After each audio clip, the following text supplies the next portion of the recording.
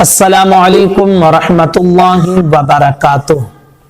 محمد اکمل ان بھائی صاحب کا ایک سوال آیا ہے، کہتے ہیں آپ میرے مسئلے کا حل نکال دیجئے، میرا مسئلہ ہی بہت سوچنے والا ہے۔ مسئلہ یہ ہے کہ اگر شادی میں لڑکی سے نکاح قبول ہے پوچھا ہی نہ جائے تو کیا نکاح ہو سکتا ہے؟ آپ پلیز مجھے بتائیں، میں بہت الجھنوں میں پڑا ہوں۔ یہ ان کا سوال ہے جو میں نے آپ کے سامنے پڑھ دیا، محمد اکمل بھائی کا۔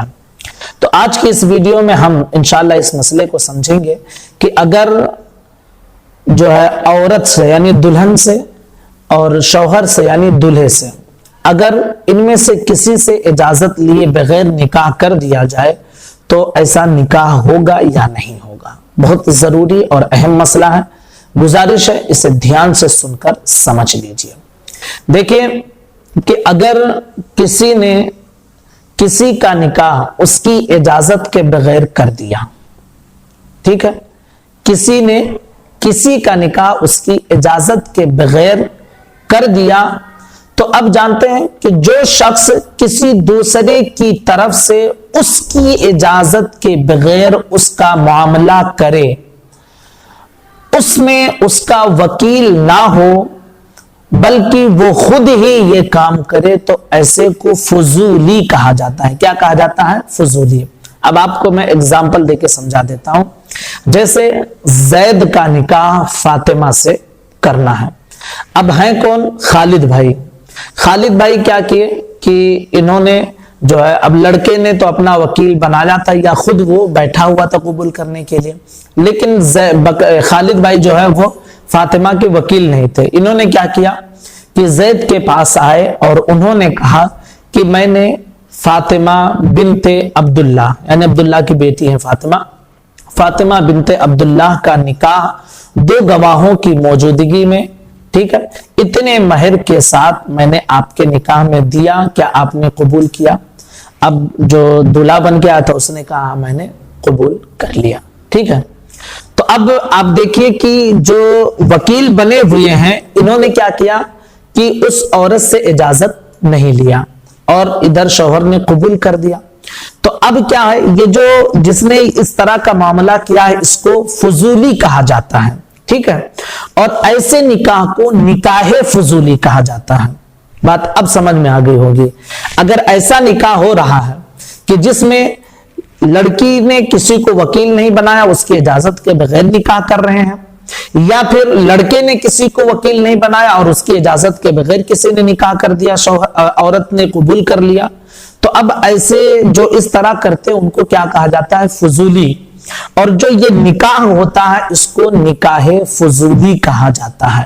اب نکاح فضولی کا مسئلہ کیا ہوتا ہے اسے آپ سمجھ لیجئے۔ یہ جو نکاح ہوتا ہے نکاح فضولی، یہ اجازت پر موقوف رہتا ہے۔ جیسے زید کا نکاح فاطمہ سے خالد نے کر دیا، اب فاطمہ سے خالد نے پوچھا ہی نہیں تھا، اجازت نہیں لیا تھا، نکاح کر دیا اور اس نے قبول بھی کر لیا۔ اب جب فاطمہ کو معلوم پڑا کہ خالد نے میرا نکاح زید سے کر دیا تو اس نے کیا کیا کہ اس نے منع نہیں کیا بلکہ منظور کر لیا، تو اب ایسا نکاح مانا جائے گا۔ ابھی تک وہ نکاح فضولی تھا، لیکن جب اسے معلوم پڑا کہ میرا نکاح کر دیا گیا اور اس نے منع نہیں کیا بلکہ منظور کر لیا تو اب یہ کیا ہو گیا؟ نکاح صحیح ہو گیا، ٹھیک ہے۔ تو نکاح فضولی کا مسئلہ یہ رہتا ہے کہ یہ اجازت پر موقوف رہتا ہے کہ اگر وہ رد کر دے نکاح کو تو رد ہو جائے گا اور اگر منظور کر لے تو منظور ہو جائے گا، ٹھیک ہے۔ تو اگر دولہے کی اجازت کے بغیر کسی نے نکاح کر دیا اور دلہن نے قبول کر لیا تو دولہے کی اجازت پر موقوف رہے گا، اگر وہ رد کر دے تو نکاح ختم اور اگر وہ قبول کر لے تو نکاح مانا جائے گا۔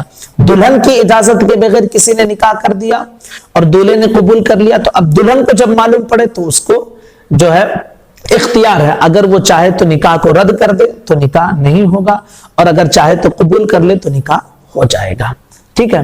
اب اس میں اگر اس نے منظور کیا تو منظور کرنے کی کچھ صورتیں ہوتی ہیں، ٹھیک ہے، جیسے کہ اس نے زبان سے منظور کر لیا کہ ہاں مجھے منظور ہے تو یہ بھی نکاح ہو گیا۔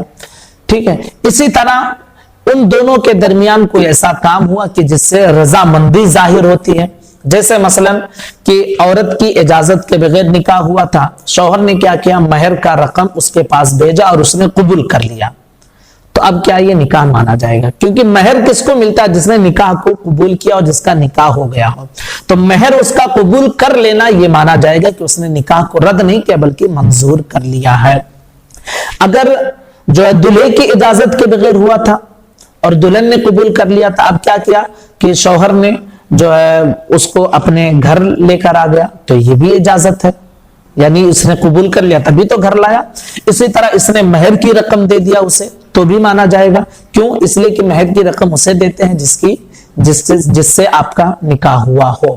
تو یہ اجازت پر موقوف ہوتا ہے. اگر منظور کر لے تو منظور ہے, رد کر دے تو رد. اب منظور کی صورتیں یہ ہوتی ہیں کہ مہر دے لے لیں, تو اس سے بھی سمجھ میں آ جاتا ہے کہ نکاح ہوا ہے. اسی طرح جو ہے دلہن کو اپنے گھر لے کر آ گئے, اس سے بھی سمجھ میں آتا ہے.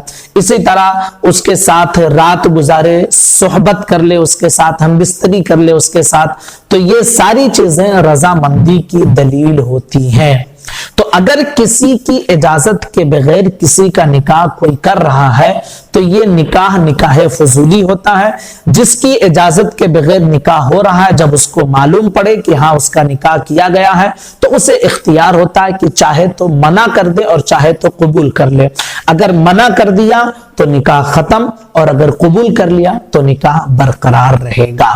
تو میں سمجھتا ہوں کہ آپ جس مسئلے کو لے کر پریشان تھے اکمل بھائی, شاید اس کے ذریعے آپ کا مسئلہ حل ہو گیا ہوگا. تو گزارش ہے اس کلپ کو زیادہ سے زیادہ لوگوں تک شیئر کریں. السلام علیکم ورحمۃ اللہ وبرکاتہ.